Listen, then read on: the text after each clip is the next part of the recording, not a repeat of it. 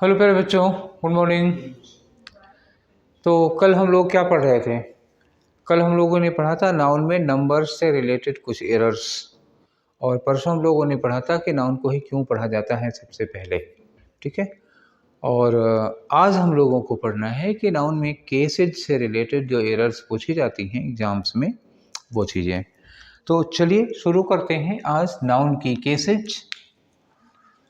Cases of noun. ये supreme court की cases नहीं है, ग्रामर में नाउन की केसेज है। ठीक है। तो क्या होती है केसेज? केसेज होता है जैसे नाउन है, प्रोनाउन है, वो किस जगह यूज, जैसे सब्जेक्ट की तरह यूज किया गया है या ऑब्जेक्ट की तरह यूज किया गया है, या उसका किसी से रिलेशन या पोजीशन दिखाया जा रहा है, क्या कौन से ढंग से, या आप ये कह सकते हैं कि एक तरह से स्टेटस होता है। नाउन का स्टेटस क्या है, सब्जेक्ट है कि ऑब्जेक्ट है कि पोजीशन में है, वो उसका स्टेटस बताता है केसेज। अब कितनी तरह की केसेज हो सकती हैं, किसी भी सेंटेंस में नाउन कितनी केसेज में यूज किया जा सकता है, वो होती है एक नॉमिनेटिव केस होती है। ठीक, एक हुई कौन सी? Nominative case. ठीक। और दूसरी होती है एक ऑब्जेक्टिव केस। क्या होगी? Objective case. और तीसरी होती है एक डेटिव केस। ऑब्जेक्टिव केस हो गई और एक हो गई डेटिव केस, और एक होती है वोकेटिव केस।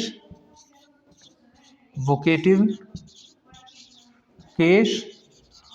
और पांचवी होती है पजेसिव केस।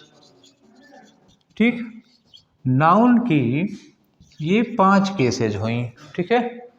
कौन कौन सी केस हुई? नॉमिनेटिव केस हुई, ऑब्जेक्टिव केस हुई, डेटिव केस हुई, वोकेटिव केस हुई और पजेसिव केस हो गई। ठीक है। तो ये 5 केसेज हुई नाउन की। नॉमिनेटिव केस को ही कभी कभी पढ़ने में आसानी के लिए लोग सब्जेक्टिव केस भी कहते हैं। कभी कभी इसको सब्जेक्टिव केस कहा जाता है। हालांकि सब्जेक्टिव केस कोई टेक्निकल नाम नहीं है, ग्रामेटिकल नाम नहीं है। ग्रामेटिकल नाम उसका यही है, नॉमिनेटिव केस। ठीक है। समझने के लिए उसको सब्जेक्टिव केस के रूप में भी जानते हैं, लोग कहते हैं। ऑब्जेक्टिव केस को कभी कभी एक्यूजेटिव केस कहा जाता है। बहुत रेयर केसेज में कभी कभार एक्यूजेटिव केस कहा जाता है। ठीक, मान लीजिए कभी आपसे ऑप्शन में पूछ लिया जाता है, कहीं ऑब्जेक्टिव केस लगी हुई है और आप पूछा जाता है कि ये कौन सी केस है नाउन की या प्रोनाउन की। प्रोनाउन की तो समझ में आ जाता है, मान लीजिए नाउन की होती है तो थोड़ी प्रॉब्लम होती है, क्योंकि नॉमिनेटिव ऑब्जेक्टिव में एक जैसा लगा होता है। तो मान लीजिए ऑब्जेक्ट की जगह पर लगा हुआ है वो नाउन, और पूछा जा रहा है कि कौन सी केस है। ऑप्शन में ऑब्जेक्टिव केस ना लिखा हो बल्कि लिखा हो एक्यूजेटिव केस, तो आपके लिए ये आसानी होगी कि जो ऑब्जेक्टिव केस होती है उसी का दूसरा नाम है एक्यूजेटिव केस। जैसे मान लीजिए कि जो ऑब्जेक्टिव केस है ये शमशेर बहादुर हो गए, और एक्यूजेटिव केस के हो गए विक्की। तो ये समझ लीजिए उपनाम जैसा हो जाता है, वही है। डेटिव केस होती है। डेटिव केस एक्चुअली है क्या? डेटिव केस का मतलब आप समझ लीजिए इनडायरेक्ट ऑब्जेक्ट। कुछ ऐसी वर्ब होती हैं जिनमें दो दो ऑब्जेक्ट लगा होता है, तो डबल ऑब्जेक्ट वाली वर्ब में जो इनडायरेक्ट ऑब्जेक्ट होता है उसी को हम डेटिव केस कहते हैं। ठीक है ना। जो इनडायरेक्ट ऑब्जेक्ट होता है किसी वर्ब का, उसी को डेटिव केस कह सकते हैं। एक तरह से हम ये कह सकते हैं कि ये इसी का एक पार्ट है। वोकेटिव केस में क्या होता है, जब हम किसी को डायरेक्टली एड्रेस करते हैं, सीधे संबोधित करते हैं, तो वो हो जाता है वोकेटिव केस। अब आखिर आया पजेसिव केस। पजेसिव केस में हम किसी से उसका रिलेशन बताते हैं। तो हम एक सेंटेंस लिख रहे हैं, उसी सेंटेंस में देखते हैं हम लोग कि ये केसेस को अलग अलग से। ठीक है, उम्मीद है ये लिख लिया आप लोगों ने। ठीक है, चलिए नोट कर लिया। अब एक सेंटेंस लिखते हैं, उसी में nominative case, objective case, possessive case को डिस्कस किया जाता है। एक सेंटेंस में नहीं पूरा हो पाएगा तो 2 सेंटेंस में करेंगे इसको। ठीक, कभी कभी 2 सेंटेंस लग जाता है। आइए देखते हैं। एक सेंटेंस लिखा है, मोहन, जैसे कहीं लिखा हो कि Mohan has given, Mohan has given Geeta a car on her birthday. Mohan has given Geeta a car on her birthday. ये एक सेंटेंस लिखा। अब इस सेंटेंस में हम 2 केस 3 केस तो फाइंड आउट कर सकते हैं। जैसे इस सेंटेंस में हैज़ गिवन क्या लिखा हुआ है, हैज़ गिवन है हमारी मेन वर्ब, और मोहन क्या है, मोहन है हमारा सब्जेक्ट। तो जो सब्जेक्ट होता है उसे हम किस केस में मानते हैं, सब्जेक्ट होता है हमारा नॉमिनेटिव केस में, ठीक है ना। सब्जेक्ट किस में हो गया, नॉमिनेटिव केस में हो गया, तो ये मोहन हो गया नॉमिनेटिव केस में। अब आई बात गीता और कार, ये 2 क्या हो गए, ऑब्जेक्ट हो गए। गीता ये क्या हो गया, ऑब्जेक्ट, और कार क्या हो गया, ये भी हो गया ऑब्जेक्ट। ये भी ऑब्जेक्ट है और ये भी ऑब्जेक्ट है, दोनों ऑब्जेक्ट हो गए। ठीक, तो गीता कैसा ऑब्जेक्ट है, गीता इनडायरेक्ट ऑब्जेक्ट है, और कार क्या हो गया, डायरेक्ट ऑब्जेक्ट है। तो ये दोनों क्या हो गए, ये दोनों के दोनों हम किस में ले लेंगे, ऑब्जेक्टिव या एक्यूजेटिव केस। ये क्या हो गया, ऑब्जेक्टिव, या इसी को हम कहेंगे एक्यूजेटिव केस। ठीक, ये हो गया एक्यूजेटिव केस। अब इसमें जो दोनों ऑब्जेक्ट हैं, तो गीता क्या है, इनडायरेक्ट ऑब्जेक्ट है, और ये क्या है, डायरेक्ट ऑब्जेक्ट है, कार डायरेक्ट ऑब्जेक्ट है। तो हमने एक बात कही थी कि जो इनडायरेक्ट ऑब्जेक्ट होता है गीता, ये इनडायरेक्ट ऑब्जेक्ट है इस वर्ब का। तो इनडायरेक्ट ऑब्जेक्ट होने के नाते इसी को हम कहते हैं डेटिव केस, नाउन की डेटिव केस। चलिए 3 हम लोगों ने केस पढ़ ली। ठीक, कौन कौन से, एक एग्जाम्पल में 3। एक हमने देख लिया नॉमिनेटिव क्या केस क्या होती है, जब किसी वर्ब का सब्जेक्ट होता है नाउन तो वो नॉमिनेटिव केस हो जाती है। और हमने देखी ऑब्जेक्टिव या एक्यूजेटिव केस देखी। ऑब्जेक्टिव केस क्या या एक्यूजेटिव केस क्या होती है, किसी वर्ब के जो ऑब्जेक्ट होते हैं वो उसकी ऑब्जेक्टिव केस हो जाती है नाउन की। अच्छा, जो ऑब्जेक्ट होगा उसी में अगर कोई इनडायरेक्ट ऑब्जेक्ट है तो इनडायरेक्ट ऑब्जेक्ट को ही हम डेटिव केस भी कहते हैं। तो 3 केसेस तो हम लोगों ने पढ़ डाली।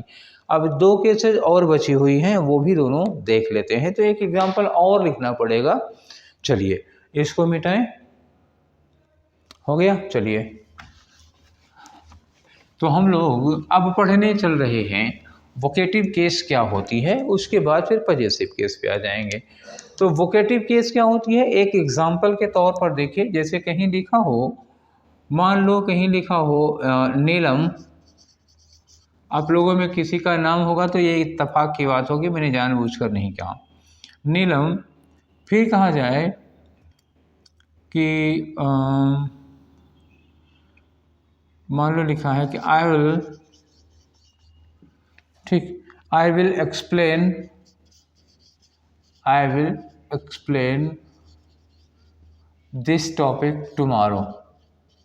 आई विल एक्सप्लेन दिस टॉपिक, फिर कहा टुमारो।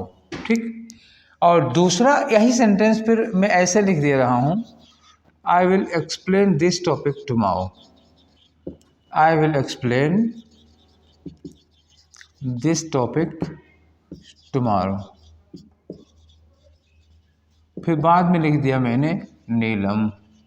ठीक, ऐसे लिखा हुआ। अब आप बताइए इसमें नीलम सब्जेक्ट है दिया हुआ, नीलम ये सब्जेक्ट कौन है, विल एक्सप्लेन वर्ब है, इसका सब्जेक्ट कौन है, सब्जेक्ट है आई। यहाँ पर विल एक्सप्लेन वर्ब है, इसका सब्जेक्ट कौन है, आई। तो फिर ये नीलम किस काम से लगा हुआ है, वर्ब का सब्जेक्ट है आई, तो नीलम क्या है, नीलम है संबोधित पर्सन, जिसको हम संबोधित कर रहे हैं, यह है संबोधित पर्सन। ठीक है, जिसको हमने संबोधित किया था सेंटेंस में। तो किसी भी सेंटेंस में जिस व्यक्ति को संबोधित करके हम कोई बात कहते हैं, वो व्यक्ति नाउन के फॉर्म में हुआ तो उसको हम कहते हैं वोकेटिव केस। ये जो नीलम है यही है वोकेटिव केस। यहाँ है I will explain this topic tomorrow Neelam. तो किससे ये बात कही गई, ये बात कही गई नीलम से। यही जो नीलम लिखा है इसी को हम कहते हैं वोकेटिव केस जनरली। ठीक है, बात समझ में आ गई।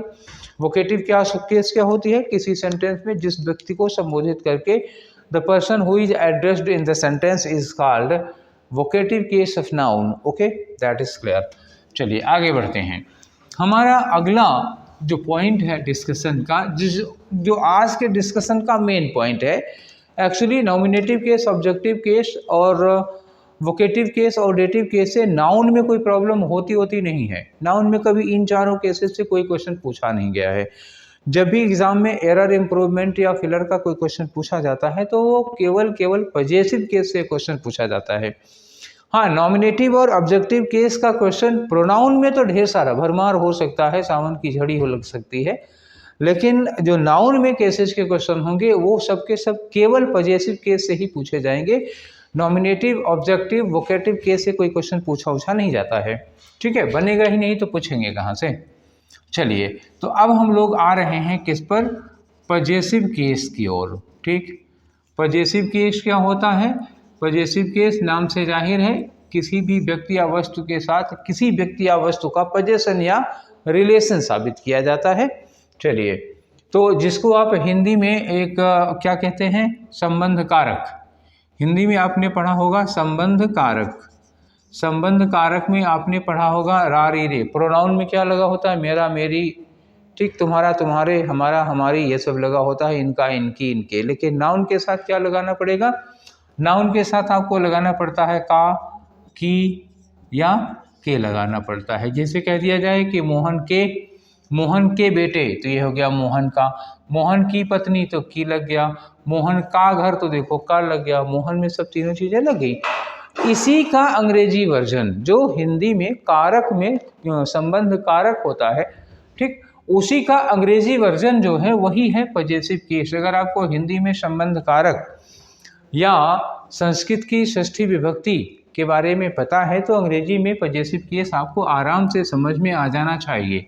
उसी का अंग्रेजी वर्जन हुआ ये। ठीक है, चलिए, तो इस पजेसिव केस में जो आया आपका का, की और के, क्योंकि नाउन में तो रा री रे लगना नहीं है, नाउन में तो यही लगेगा का, की, के। तो इसके लिए अंग्रेजी में हम क्या कर सकते हैं? अंग्रेजी में इसके लिए दो ऑप्शन हैं आपके पास। एक तो आप अपॉस्ट्रोफी एस लगा सकते हैं और दूसरा ऑप्शन क्या है आपके पास? ऑफ लगा सकते हैं। दो चीज़ें हैं इस पजेसिव केस को बनाने के। नाउन में आप अपॉस्ट्रोफी एस लगा करके उसका पजेसिव बना सकते हैं या फिर ऑफ लगा करके आप पजेसिव बना सकते हैं। तो ये जो दोनों लगते हैं, तो क्या दोनों हर जगह लग सकते हैं या इनमें कुछ स्पेशलिटी है? कहीं अपॉस्ट्रोफी लगेगा और कहीं ऑफ लगेगा। इसको हम लोग क्या कहते हैं? अपॉस्ट्रोफी। ठीक, ये हुआ अपॉस्ट्रोफी। तो क्या कुछ इन दोनों में डिफरेंसेस भी हैं? कहाँ क्या लगेगा? तो जाहिर सी बात है, बिल्कुल है डिफरेंसेस। जो अपॉस्ट्रोफी है ये केवल सजीव में लगता है। किस में लगता है? ये लिविंग में ही लगता है, नॉन लिविंग में नहीं लगाया जाता। हालांकि कुछ इक्का दुक्का केसेज ऐसी भी हैं जब ये नॉन लिविंग में भी लग जाता है, वो हम फर्दर डिस्कस करेंगे आगे चल के। कभी कभी अपॉस्ट्रोफी एस का प्रयोग नॉन लिविंग में किया जाता है, लेकिन हमेशा नहीं होता। ज़्यादातर यही होता है कि नॉन लिविंग के साथ आप अपॉस्ट्रोफी नहीं लगाएंगे। ऑफ का प्रयोग जो है वो फ्री है, इसका फ्री यूज है। मतलब क्या हुआ? ये फ्रिक्वेंटली लिविंग और नॉन लिविंग दोनों के साथ लगा सकते हैं, कोई झंझट नहीं, कोई संकोच नहीं, बेहिचक आप लगाइए। ठीक है ना? ये सब्जी की आलू है, चाहे जिसके साथ पकाइए, ठीक, कुछ भी ना हो तो अकेले ही पका के खाइए। वो भी पकाने की सुविधा ना हो तो आप इसको उबाल के, मान लीजिए तेल मसाला नहीं है आपके पास, तो आप उबाल के नमक डाल के ऐसे ही खा लीजिए। तो ऑफ जो है वो आलू है, ये समझ लीजिए। ठीक है, चलिए आलू उबालते हैं। ठीक, तो पहले आप लोगों को आलू खिला देते हैं, उसके बाद चलते हैं चटनी बनाएंगे आलू की चटनी के साथ। ऑफ का लगाना, तो ऑफ मैंने कहा था कि वो लिविंग नॉन लिविंग दोनों में लग जाता है, कोई दिक्कत नहीं होती है। जैसे मान लीजिए मैं ये कहूँ कि मोहन की टोपी, मोहन की टोपी, तो ये मोहन, ये हो गया मोहन की टोपी में कैप ऑफ मोहन। ठीक, अगर हमें ये कहना हो पेन की टोपी तो हम क्या कहेंगे? Cap of pen. ठीक, मोहन क्या है? मोहन सजीव है और पेन क्या है? निर्जीव है। तो देखिए, निर्जीव के साथ भी ऑफ लगा और ये सजीव के साथ भी ऑफ लगा, तो ऑफ में तो कोई प्रॉब्लम ही नहीं होती। तो अच्छा, जब ऑफ में कोई गलती नहीं होती, कोई प्रॉब्लम ही नहीं होती, कोई इसमें एरर बनेगी ही नहीं, तो इस पर सर खपाने की कोई ज़रूरत भी नहीं है। बिना मतलब इस पर क्यों सर पटका जाए? तो ऑफ को पढ़ना वढ़ना नहीं है, इनको छोड़िए। पढ़ना है हम लोगों को क्या? पढ़ना है अपॉस्ट्रोफी। ठीक, तो अपस्ट्रोफी के साथ कुछ प्रॉब्लम्स हैं। क्या प्रॉब्लम होती है अपस्ट्रोफी के साथ, चलिए देखिए। आपका आया अपस्ट्रोफी, अपस्ट्रोफी में एक तो इसके यूज में ही प्रॉब्लम हो जाती है। अपस्ट्रोफी क्या होता है, ऊपर कामा लगा के एस लिखा जाता है, ये अपस्ट्रोफी हुआ हमारा। ये आई एस मत समझिएगा, वो कॉमा के साथ एस लगा हुआ है, ये अपस्ट्रोफी है। इसका मतलब क्या हो जाएगा इस अपस्ट्रोफी के, का, की और के हो गया। ठीक है, चलिए अब इसकी शर्त क्या है, थोड़ी देर पहले मैंने बोला था कि ये लिविंग के साथ लगता है, नॉन लिविंग के साथ नहीं लगता। चलिए देखते हैं। इसमें मोहन की टोपी हमें लिखना है, ठीक, मोहन की टोपी इसमें हमें लिखना है, तो हम क्या बनाएंगे, मोहन्स कैप। देखिए हमने मोहन में अपस्ट्रोफी लगा लिया।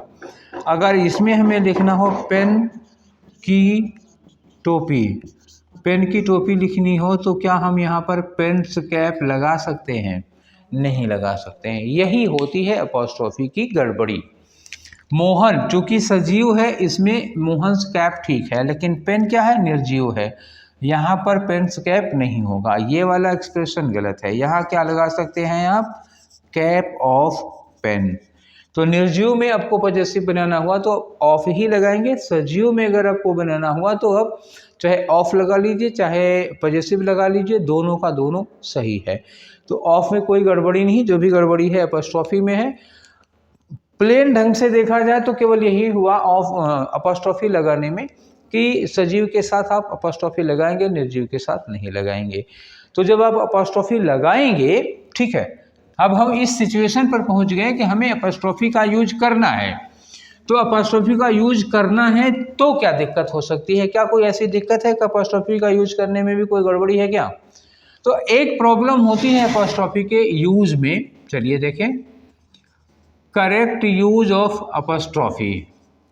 आपका टॉपिक क्या हुआ, करेक्ट यूज ऑफ अपॉस्ट्रोफी। एक गड़बड़ी यहीं से आ जाती है बच्चा लोगों। क्या यूज होता है करेक्ट यूज अपॉस्ट्रोफी में, गड़बड़ी एक्चुअली क्या होता है, जैसे मान लीजिए एक सेंटेंस दिया है कि सी लिव्स, सेंटेंस क्या, एग्जाम का सेंटेंस दे रहा हूं, she lives in girls hostel, she lives in girls hostel. ठीक है, अब ये गर्ल्स हॉस्टल को अंडरलाइन करके मैंने आपको ऑप्शन दिया कि गर्ल्स हॉस्टल, दूसरा ऑप्शन दिया गर्ल्स हॉस्टल, तीसरा ऑप्शन है जो लिखा हुआ है यही है। चलिए 3 ऑप्शन देते हैं, नो इम्प्रूवमेंट, चौथा ऑप्शन नहीं है, 3 ऑप्शन है, डी तक में आ जाएंगे। तो इनमें क्या ये जो लिखा हुआ है गर्ल्स हॉस्टल, ये वाला तरीका क्या ये सही है, या फिर ये सही है, या फिर ये सही है? ठीक है, तो चलिए एग्ज़ाम के क्वेश्चन यही बनते हैं। तो ये जो गर्ल्स हॉस्टल लिखा है ये एक्सप्रेशन गलत है। क्यों गलत है? क्योंकि वो गर्ल्स हॉस्टल में रहती है तो एक लड़की का हॉस्टल होगा या फिर उस हॉस्टल में बहुत सारी लड़कियां होंगी। तो आप जब इसकी हिंदी करेंगे तो क्या बनता है, लड़की का हॉस्टल या लड़कियों का हॉस्टल। एक्चुअली ये लड़कियों का हॉस्टल होता है, एक लड़की के लिए हॉस्टल नहीं बनता। तो चूंकि गर्ल्स को हमें यहाँ प्लूरल लिखना था, प्लूरल लिखना है और ये सिंगुलर में लगा दिया। अगर ये लिखा होता है कि एक लड़की की किताब खो गई है तो हम कहते हैं अ गर्ल्स बुक, अ गर्ल्स बुक, तब तो ये वाला ठीक हो सकता था। लेकिन हॉस्टल के रेफरेंस में ये वाला नहीं ठीक है क्योंकि एक लड़की के लिए नहीं लगता। दूसरी बात आई, ये गर्ल्स जो लिखा हुआ है यहाँ वाला, ये वाला ठीक होगा कि नहीं होगा? तो जब गर्ल्स के लास्ट में एस लगा हुआ है जिसका हम प्रोनाउंसिएशन सा की तरह कर रहे हैं, तो जब इस लास्ट वाले एस का प्रोनाउंसिएशन सा की तरह हो रहा है तो इसको हम कहते हैं हिसिंग साउंड। और हिसिंग साउंड होता है तो उसमें केवल अपॉस्ट्रोफी लगता है, एस नहीं लगाया जाता। ठीक है, हिसिंग साउंड हुआ, किसी भी वर्ड के लास्ट में हिसिंग साउंड है। हिसिंग साउंड कोई भी हो सकता है, तीनों सा में से चाहे जो, ठीक, सा श कोई भी हो, तीनों में से कुछ चाहे जो हो। और वो साउंड चाहे एस से बना हो चाहे सी से बना हो, इससे हमें मतलब नहीं। कभी कभी सी को भी सा की तरह पढ़ते हैं, जैसे पीस, तो उसमें भी हम अपॉस्ट्रोफी नहीं लगाएंगे, केवल कामा लगाएंगे, एस नहीं लगाएंगे। तो इस लिहाज से देखा जाए ये भी गलत हो गया, ये भी गलत हो गया। तो हमारा कौन सा सही होगा? हमारा गर्ल्स हॉस्टल इस तरह लिखा जाना चाहिए था। गर्ल्स को हम प्लूरल में लिखेंगे, फिर केवल अपॉस्ट्रोफी लगाएंगे, एस नहीं लगाएंगे। ये तरीका होता है प्लूरल को पजेसिव बनाने का। तो एक अपॉस्ट्रोफी एस लगाने का ये ढंग था, जिसमें गड़बड़ी हो जाती है। अच्छा, सारे प्लूरल में ऐसा हो ये ज़रूरी नहीं है।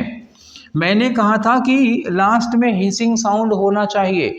वो हिसिंग साउंड चाहे प्लूरल बनने से आ रहा हो, चाहे सिंगुलर में ऑलरेडी हो। जैसे सिंगुलर में ऑलरेडी है, मान लीजिए एक नाम है, नाम सुना होगा आपने चार्ल्स डिकेंस का, ठीक, बड़े नॉवेलिस्ट थे इंग्लैंड के, चार्ल्स डिकेंस एक नॉवेलिस्ट हैं। इनके नाम में लास्ट में क्या लगा हुआ है? एस लगा हुआ है, चार्ल्स डिकेंस। जैसे लिखा हो जीसस, ठीक है, जीसस लिखा है, तो जीसस के लास्ट में क्या निकल रहा है? स निकल रहा है, जीसस। या हम कहें सोक्रेटिस, सोक्रेटिस कहें तो सोक्रेटिस ये लिखा, सोक्रेटिस के नाम में लास्ट में एस निकल के आ रहा है। या जॉन कीट्स एक पोएट हुआ करते थे, जॉन कीट्स, ठीक है, जॉन कीट्स ये पोएट हुआ करते थे, इनके नाम के लास्ट में एस ऑलरेडी लगा हुआ, ये सिंगुलर है सब, कोई प्लूरल नहीं है।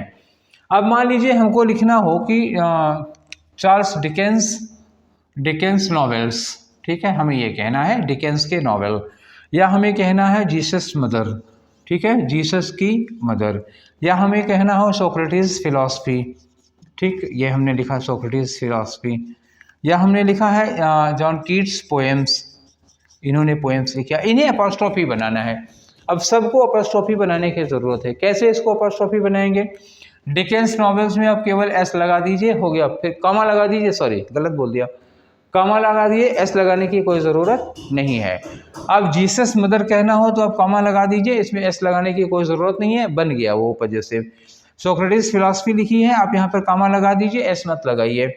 या जॉन कीट्स पोएम्स लिखा है, आप यहाँ एस लगा दीजिए, सॉरी कॉमा लगा दीजिए, एस मत लगाइए, इनका पजेसिव बन गया। तो इन सबों में कॉमा लगाने के बाद फिर एस लगाया नहीं जाता, वो गलत हो जाएगा। ठीक है, बात समझ में आ गई? चलिए, अब ये तो सिंगुलर हैं, सबके सब सिंगुलर हैं। देखिए, तो सिंगुलर में हमें सिंगुलर में भी अपॉस्ट्रोफी लगाना हुआ तो हम केवल कॉमा लगाए हैं। कब लगाए हैं? जब इनके लास्ट में साउंड सा का आ रहा हो, हिसिंग साउंड आ रहा हो। तो एक चीज़ ये हो गई, हम इसको मिटा रहे हैं। अच्छा, प्लूरल हो कोई, जैसे मान लीजिए हमारे पास एक वर्ड है चिल्ड्रन, चिल्ड्रन प्लूरल है, ठीक, इसमें अपॉस्ट्रोफी लगाना है। और एक प्लूरल है, जैसे मान लीजिए लिखा हो स्टूडेंट्स, ठीक है, तो स्टूडेंट्स डिमांड ऐसे लगा दिया, स्टूडेंट्स की डिमांड थी ऐसा, चिल्ड्रंस डिमांड, बच्चों की ऐसी मांग थी। तो अब ये मान लीजिए हमें स्टूडेंट्स, इनमें पजेसिव लगाना है, तो कैसे करेंगे आप? देखिए, चिल्ड्रन प्लूरल है भले ही, लेकिन इसके लास्ट में साउंड ना का आ रहा है, इसलिए इसमें कॉमा लगा के एस भी लिखना पड़ेगा, अपॉस्ट्रोफी के साथ एस लगेगा। स्टूडेंट्स के लास्ट में एस लगा हुआ है, तो इसमें केवल कॉमा लगाएंगे, इसमें एस नहीं लगाएंगे। तो जिसके लास्ट में सा आ गया उसमें केवल कॉमा, जिसके लास्ट में सा नहीं आया उसमें कॉमा के साथ एस लगेगा। ठीक है, उसके सिंगुलर और प्लूरल होने से कोई मतलब नहीं है। ठीक है, चलिए, तो ये बात हो गई कि हम अपॉस्ट्रोफी एस कैसे लगाते हैं। ठीक, अब अगर मान लीजिए यहीं पर लिखा हो टी पॉट्स हैंडल, कहीं पे अक्सर एग्जाम में एक आध बार ये पूछा गया है, T pots handle was broken, T pots handle was broken. ठीक है, ये सेंटेंस को सही करना हो तो क्या करेंगे? ये जो टी पॉट्स हैंडल लिखा है, टी पॉट्स हैंडल, ये गलत हो गया। टी पॉट निर्जीव है, इसमें अपॉस्ट्रोफी एस नहीं लगाएंगे, तो फिर आप क्या लगाएंगे? हैंडल ऑफ टी पॉट, ऐसे होगा। ये क्या होगा? Handle of T pot. ठीक, बात समझ में आ गई? चलिए, अच्छा, ये तो हो गया अपॉस्ट्रोफी लगाने का करेक्ट रूल क्या था। अब हम बताने जा रहे हैं कि यूज ऑफ अपॉस्ट्रोफी क्या है। ठीक है, क्या करना है कि यूज ऑफ अपॉस्ट्रोफी क्या है। चलिए, आइए देखते हैं हम लोग अब की बार यूज ऑफ अपॉस्ट्रोफी। ये आया आपका यूज ऑफ अपॉस्ट्रोफी। ठीक है, तो ये लिविंग के साथ तो लगता ही है। ठीक है, विद लिविंग, लिविंग के साथ लगता है। अब with non living, with non living के साथ अपॉस्ट्रोफी लगता है कि नहीं लगता है? तो इसमें क्या होता है ना कि रेयरली लगता है। रेयरली मतलब हुआ कि नॉन लिविंग के साथ, थोड़ी देर पहले मैंने बोला था कि अपॉस्ट्रोफी नॉन लिविंग के साथ नहीं लगाते हैं, लेकिन मैंने ये भी बोला था कि कुछ कंडीशंस हैं जब लग भी जाता है नॉन लिविंग के साथ। मैंने कहा था फर्दर बाद में बताऊंगा, तो वो समय आ गया है कि अब मैं बताऊं कि कब नॉन लिविंग के साथ अपॉस्ट्रोफी लगाते हैं। तो अभी हम लोग पढ़ने जा रहे हैं कि नॉन लिविंग के साथ अपॉस्ट्रोफी कब लगता है। हालांकि वो रेयर केसेज हैं, लेकिन कौन सी केसेज हैं जब हम अपॉस्ट्रोफी नॉन लिविंग के साथ लगाएंगे। ठीक है, चलिए लेट्स डिस्कस। नॉन लिविंग के साथ अपॉस्ट्रोफी लगाने का एक पहला रूल, आप लोग एक एक करके लिखते रहिएगा। पहला रूल नॉन लिविंग के साथ अपॉस्ट्रोफी लगाने का यह है कि विद हेवनली बॉडीज। ठीक है, with heavenly bodies, with heavenly bodies. अंतरिक्ष में जो कुछ भी पिंड हैं, जो भी भटक रहे हैं, सूरज चंद्रमा तारे जितने भी हैं, इनमें आप अपॉस्ट्रोफी लगा सकते हैं। भले ही ये सब के सब नॉन लिविंग है, इसके बावजूद इनमें अपॉस्ट्रोफी लगाया जा सकता है। कैसे? जैसे मान लीजिए एक हेवनली बॉडी है सन, ठीक है, सूर्य है, तो कहीं लिखा है सन्स हीट, ठीक, ऐसे लिखा सन्स हीट, या कहीं लिखा सन्स टेम्परेचर, सूर्य का टेम्परेचर। देखिए ये अपॉस्ट्रोफी है, सही है, करेक्ट है। क्या है? ये एक स्टार है, तो हेवनली बॉडी है, उसमें आप आराम से लगा सकते हैं। जैसे कहीं लिखा हो अर्थ, ठीक, अर्थ मास, आराम से लगा लीजिए, लगा, अर्थ एक हेवनली बॉडी है, अपॉस्ट्रोफी लगा दिया। आप ऐसे कह सकते हैं Saturn's rings, Saturn's ring, Shani है ना, शनि के जो छल्ले हैं उनको। तो सैटर्न देखिए, शनि क्या है? एक ग्रह है, हमने उसमें अपॉस्ट्रोफी आराम से लगा लिया धीरे से, और ये सेंटेंस करेक्ट है। अब धीरे से आराम से लगाइए, हल्ला मचाने की कोई ज़रूरत नहीं है। ठीक है, ठीक है, हल्ला मचाओगे भी तो कोई फर्क नहीं पड़ता, कौन हम चोरी करने जा रहे हैं। तो ग्रामर का नियम है भाई, लगाएंगे, हम भी लगाएंगे। तो आप लोग ये नोट करिए इतना बच्चा, तब तक हम आगे बढ़ाते हैं। हेवनली बॉडीज में अपॉस्ट्रोफी एस लगा सकते हैं, हालांकि वो नॉन लिविंग है फिर भी। ठीक है, तो 2-3 एग्जाम्पल हैं, नोट करिए, फिर आगे बढ़ाते हैं।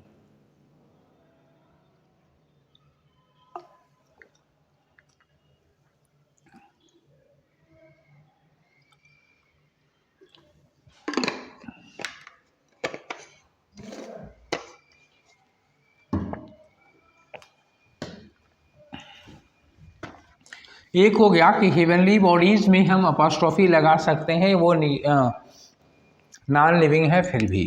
दूसरा कौन सा ऑब्जेक्ट है? देखिए, with government bodies, with government bodies, जितनी भी गवर्नमेंट बॉडीज हैं उसमें आप अपॉस्ट्रोफी एस लगा सकते हैं बेहिचक। ठीक है, तो गवर्नमेंट बॉडीज में कैसे लगा सकते हैं? जैसे गवर्नमेंट बॉडीज क्या हो गई, मान लीजिए गवर्नमेंट बॉडीज में हो गई कोर्ट है, खुद गवर्नमेंट ही है, ठीक है, कोर्ट है, कमेटी है, या कोई कमीशन है, एक्सेट्रा कर दे रहा हूँ, बोर्ड है, अब आराम से लगाइए। जैसे हम यहाँ लिख रहे हैं बोर्ड्स मीटिंग, ये हो गया बोर्ड्स मीटिंग। हमने लिखा गवर्नमेंट्स डिसीजन, गवर्नमेंट्स डिसीजन। जैसे हम लिखे कोर्ट्स आर्डर, कोर्ट्स आर्डर, ठीक, ऐसे एक्सेट्रा, मतलब मैं एक्सेट्रा लिख रहा हूँ। जितनी भी गवर्नमेंट बॉडी हैं, अब किसी में भी बड़े आराम से, कोर्ट में हो गया, या कमीशन कमेटी हो गया, बोर्ड हो गया, मतलब इन सब में आप बेहिचक बड़े आराम से अपॉस्ट्रोफी एस का प्रयोग करिए, कोई डर नहीं है, ये सब सही माने जाएंगे। ठीक है, हो गया ये। आगे 2 बातें हो गई। अब तीसरी चीज जब हम अपॉस्ट्रोफी एस लगा सकते हैं नॉन लिविंग में, तो वो क्या होगा? वो है पर्सोनिफाइड आइडियाज। ठीक, तीसरा क्या हुआ? Personified ideas. पर्सोनिफाइड आइडियाज का मतलब क्या हुआ? कोई ऐसी चीज़, कोई ऐसी वस्तु जो नॉन लिविंग तो है ही, तो वस्तु ही होगी, तो नॉन लिविंग कोई भी ऐसी वस्तु हो जो हम अगर उसका मानवीकरण कर लेते हैं तो, ठीक है, अगर उसका हम मानवीकरण कर लेते हैं, सपोज कोई भी चीज़ हो जो मानव नहीं है, जो सजीव नहीं है, उसमें मानवीय गुणों का आरोप कर देते हैं, या फिर हम उसमें मानव जैसे कार्य करवाते हैं उससे। जैसे मान लीजिए एक है काल। काल का मतलब क्या हुआ? पुकार। ठीक, पुकार। किसकी पुकार हो गई? देश की पुकार हो गई, पापा की पुकार हो गई, मम्मी की पुकार हो गई, तो इसमें हम लगाते हैं। मान लीजिए जैसे कहीं लिखा हो, आप कहते हैं ना पापा की काल, तो क्या कहे? पापाज काल। पापा में अपॉस्ट्रोफी एस लगाए आप, पापा लिविंग। अगर मान लीजिए कॉल पापा की ना हो करके किसी ऐसे की हो जो लिविंग नहीं है, जैसे हम कहते हैं ड्यूटी, ड्यूटीज कॉल, कर्तव्य की पुकार। ये भी तो हो सकता है ना कि कर्तव्य ने पुकारा हो, हमारी ड्यूटी ने हमको पुकारा हो।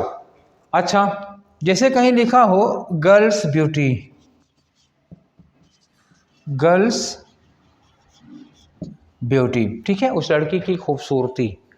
अब मान लीजिए गर्ल्स, किसी गर्ल की खूबसूरती ना हो करके ये नेचर की खूबसूरती हो,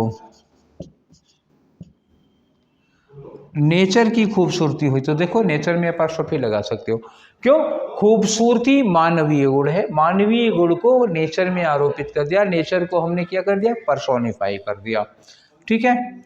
अब कहीं लिखा हो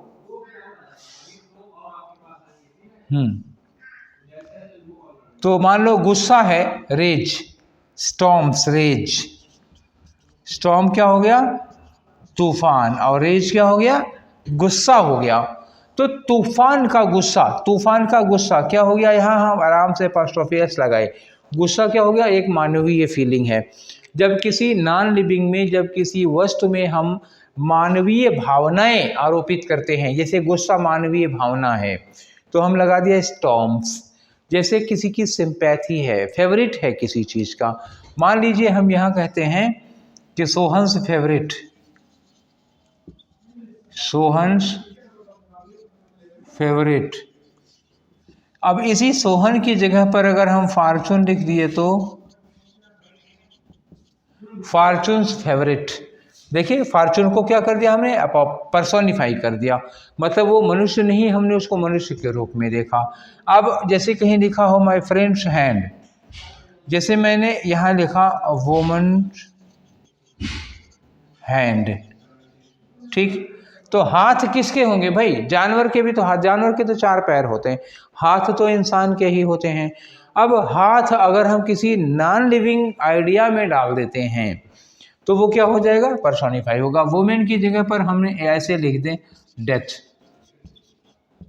डेथ्स हैंड, मौत के हाथ। अरे जी एक तो और है ना, लॉ, कानून के हाथ बहुत लंबे होते हैं, तो कानून के हाथ लंबे होते हैं, तो हाथ जब कहते हो कानून के हाथ, तो कानून को क्या कर दिया? मानव के रूप में देखा, तो कानून का क्या हो गया? पर्सोनिफिकेशन। अब जब किसी भी विचार, भावना, फीलिंग या किसी भी गुण, इन सबको आप मानव के रूप में कर दोगे, मानव गुणों का आरोप करोगे, तो वो मानव हो जाएगा। फिर उसमें आप आराम से अपॉस्ट्रोफी लगाइए, कोई संकोच नहीं, कोई झंझट नहीं, कोई हिचक करने की कोई ज़रूरत नहीं है, ठीक है ना।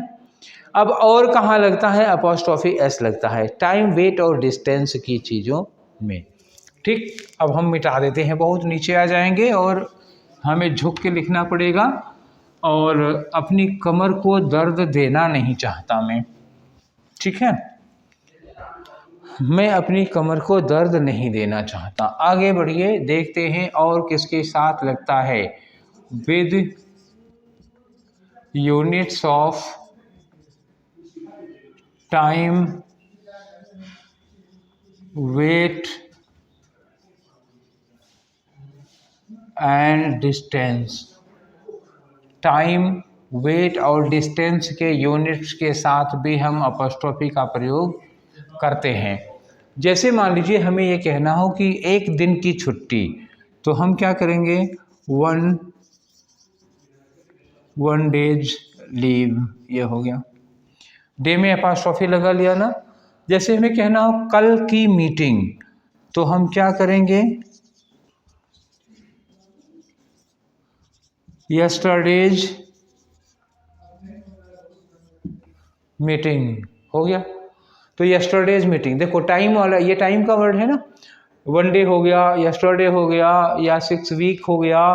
तो मान लीजिए कहीं लिखा हो 6 वीक्स हॉलीडे, 6 सप्ताह की छुट्टी, 6 वीक्स हॉलीडे। देखिए आराम से हमने टाइम के वर्ड में, ये टाइम था 6 वीक, इसमें अपॉस्ट्रोफी आप लगा सकते हैं।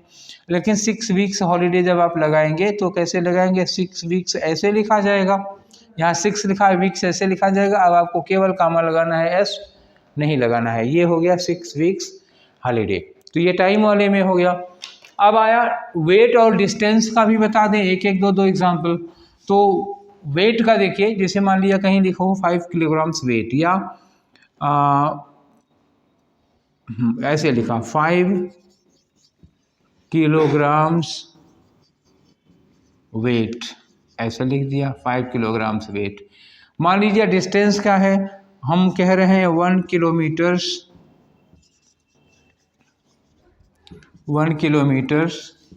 डिस्टेंस, ऐसे हो गया 1 किलोमीटर की दूरी। तो आप इसमें भी अपॉस्ट्रोफी बड़े आराम से लगा सकते हैं। तो ये था कि हम अपॉस्ट्रोफी का प्रयोग कैसे करेंगे, कहाँ कहाँ कर सकते हैं, कहाँ कहाँ नहीं कर सकते हैं, ये चीज़ें। अब पजेसिव से रिलेटेड कुछ और रूल्स हैं जिससे एरर पूछी जाती हैं, और उस वाले टॉपिक को, जो पजेसिव से रिलेटेड कुछ और सावधानियां बरतनी हैं, जो एरर्स पूछी जाती हैं, कुछ रूल्स हैं, उन रूल्स को अब हम लोग नेक्स्ट वीडियो में डिस्कस करेंगे, क्योंकि ये और कल डिस्कस करेंगे तो काफ़ी लंबा हो जाएगा। फिर मिलेंगे हम लोग। हाँ, तो इस पे नहीं, अगला वाला जब कर लेंगे, अगला वाला जो वीडियो है मैं बता दूंगा। अगला वाला जो लेक्चर होगा हम लोगों का, जिसमें हम पजेसिव का करेक्ट यूज पढ़ लेंगे, उसके बाद हम क्वेश्चंस को डिस्कस करेंगे। ठीक है, तो फिर मिलेंगे कल नेक्स्ट क्लास में। Till then take care, thank you.